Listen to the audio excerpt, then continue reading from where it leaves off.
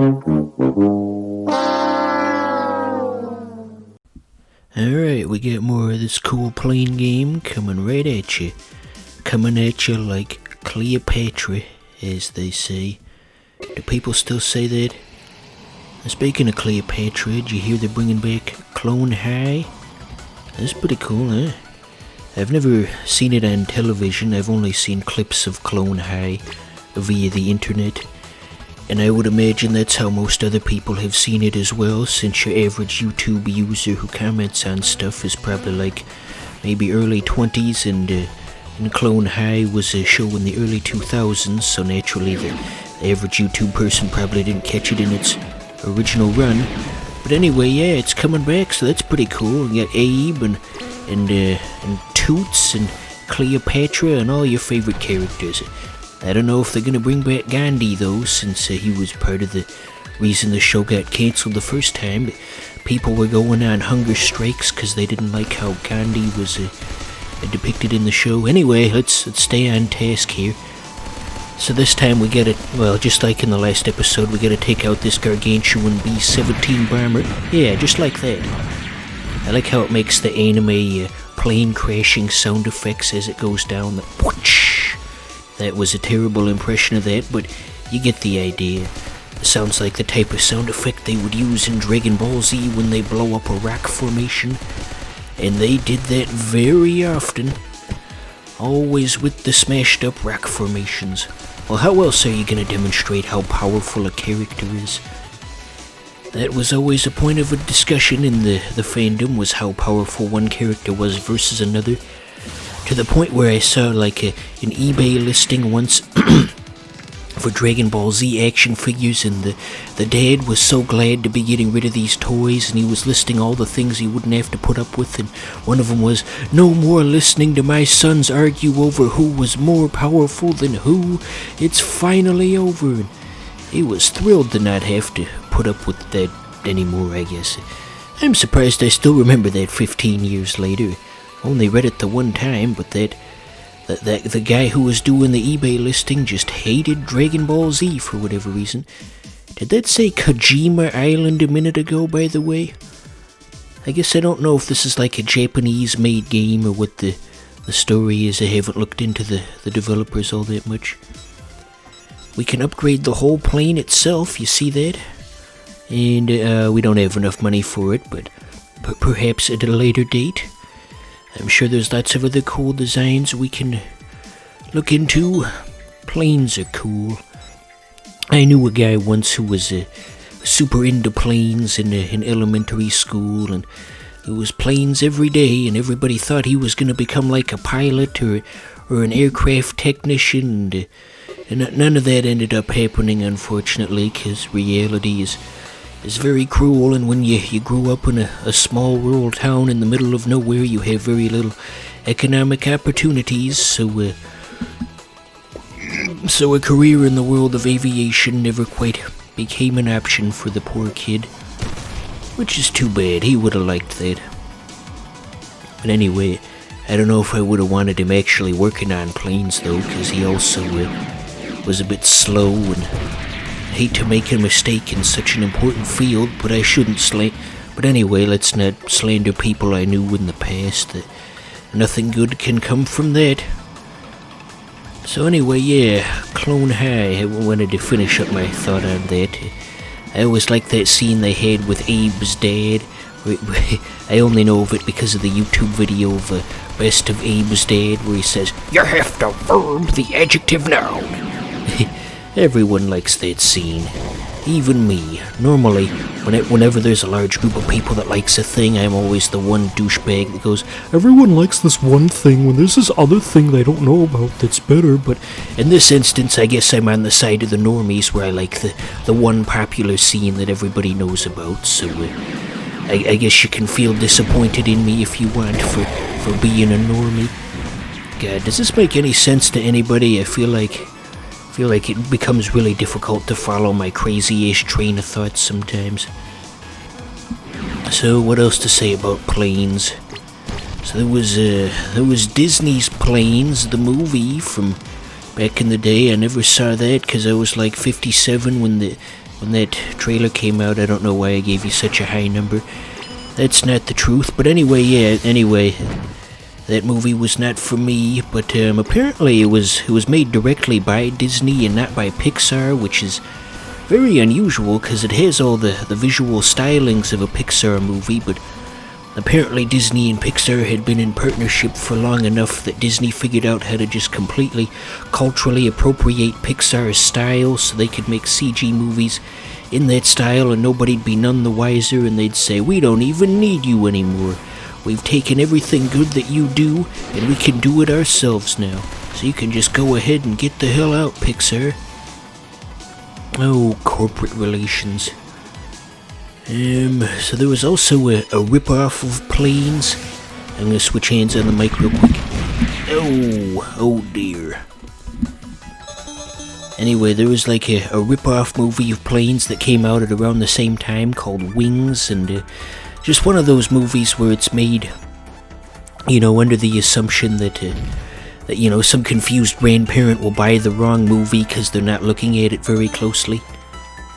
Okay, so we bought the upgraded plane, by the way. Anyway, so the rip-off, it wasn't associated with the Disney movie in any way, and it didn't have anybody famous in it. Well, I think it had Josh Duhamel, but anyway, it was made by like Lionsgate, and I saw it at the video store, and we had a funny idea. We were going to trick my younger brother into thinking that it was Planes, that it was the right movie, and see how long it would take to get him to figure out that we were scamming him.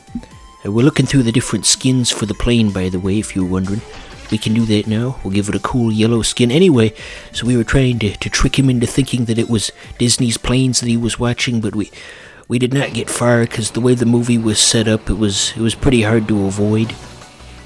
Because ideally we wanted to bring him in after the title card of the movie had been shown, because that would have made it very clear that the movie had a different title.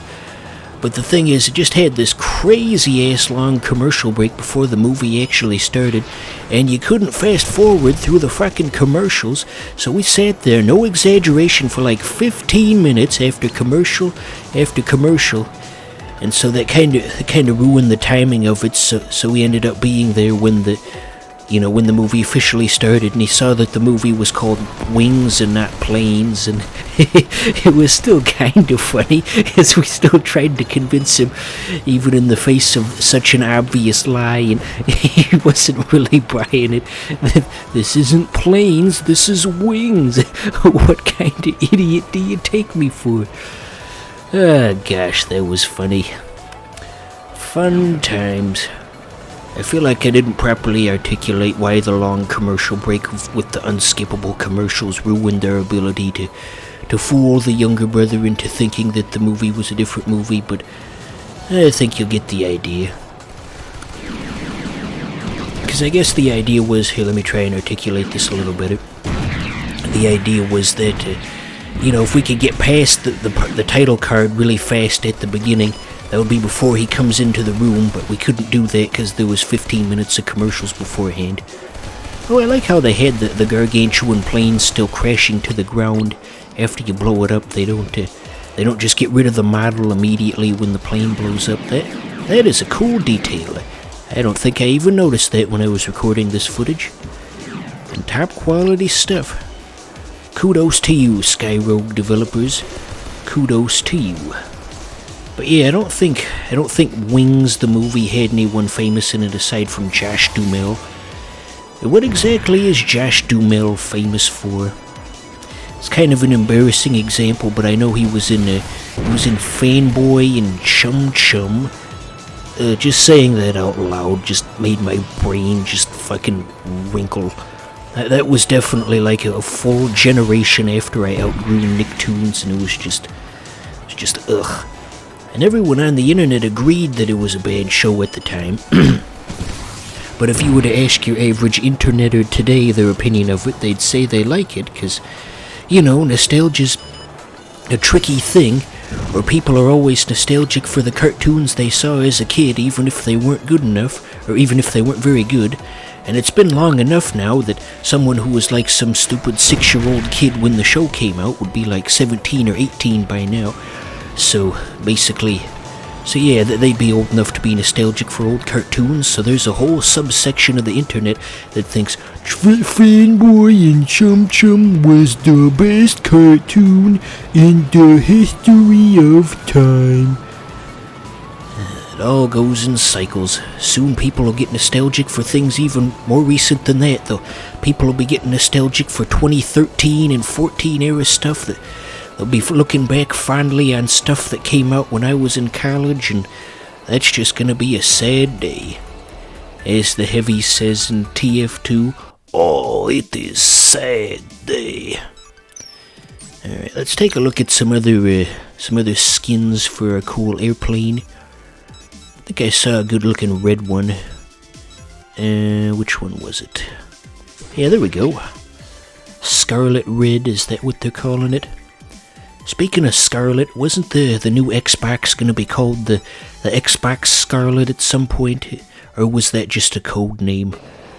I'm sure all you nerds with too much time on your hands can fill me in on that one. It's probably just a code name. Consoles always have the secret code name before it's officially launched, like how the GameCube was the Dolphin and the Dreamcast was the Dural, and I think the PS4 was the Orbis or something stupid like that. It's not even a good one. An Orbis is not even a thing. That it's not comparable to something that exists in the real world. You're probably thinking, well, you said the Dural earlier. That's not a real thing. I'll have you know, that is a real thing. That was the name of a character in a fighting game that Sega had made. So Dural was a perfectly applicable code name. So yeah, you have no leg to stand on. Oh, there goes another skyscraper. Seems like they're almost trying to send us a message here in this game. We're attacking skyscrapers just as often as other planes. I'll leave that up to your own interpretation. But anyway, yeah, getting back to what I was saying about the Xbox Scarlet or Xbox Series S or whatever they're calling it. I would like to get my hands on one just for the emulation capabilities, because I've probably talked about this in a previous episode, but it can do PS2 through GameCube era stuff, and I'd like to play Dragon Quest VIII and Tulip and Blood Will Tell. All of those would make great candidates for things to talk about on this, or things to play on this channel. There's no decent way to play Dragon Quest VIII without a PS2, honestly. Because there's no way to record the 3DS version, because Nintendo hates us and they didn't give it any kind of video signal. Oh, Nintendo, why? Why have you forsaken us? Every day in the news it's some kind of new Nintendo evil. What's it gonna be now? I thought of something I could say.